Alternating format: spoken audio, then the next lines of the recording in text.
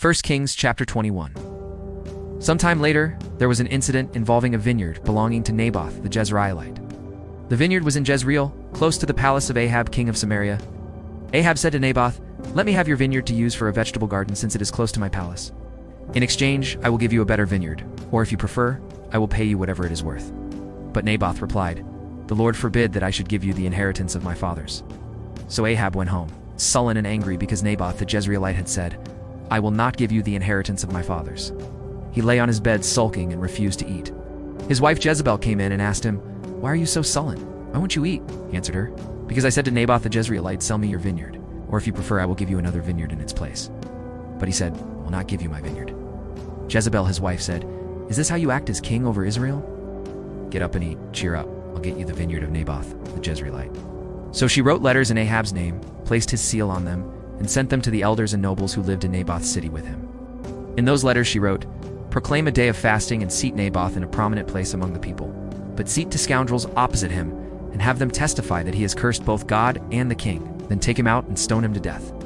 So the elders and nobles who lived in Naboth's city did as Jezebel directed in the letters she had written to them. They proclaimed a fast and seated Naboth in a prominent place among the people.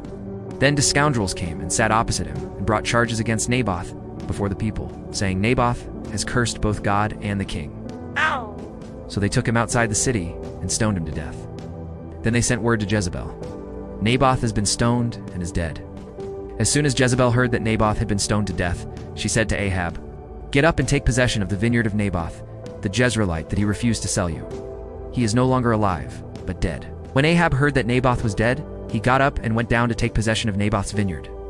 Then the word of the Lord came to Elijah the Tishbite, "Go down to meet Ahab, king of Israel, who rules in Samaria. He is now in Naboth's vineyard, where he has gone to take possession of it. Say to him, 'This is what the Lord says. Have you not murdered a man and seized his property?' Then say to him, 'This is what the Lord says. In the place where dogs licked up Naboth's blood, dogs will lick up your blood, yes, yours.'" Ahab said to Elijah, "So you have found me, my enemy." "I have found you," he answered. "Because you have sold yourself to do evil in the eyes of the Lord. I am going to bring disaster on you. I will consume your descendants and cut off from Ahab every last male in Israel, slave or free.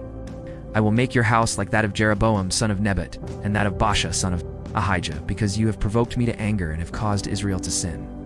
And also concerning Jezebel, the Lord says, "Dogs will devour Jezebel by the wall of Jezreel. Dogs will eat those belonging to Ahab who die in the city, and the birds of the air will feed on those who die in the country. There was never a man like Ahab who sold himself to do evil in the eyes of the Lord, urged on by Jezebel his wife. He behaved in the vilest manner by going after idols. Like the Amorites, the Lord drove out before Israel. When Ahab heard these words, he tore his clothes, put on sackcloth, and fasted. He lay in sackcloth and went around meekly. Then the word of the Lord came to Elijah the Tishbite. "Have you noticed how Ahab has humbled himself before me? Because he has humbled himself, I will not bring this disaster in his day. I will bring it on his house in the days of his son."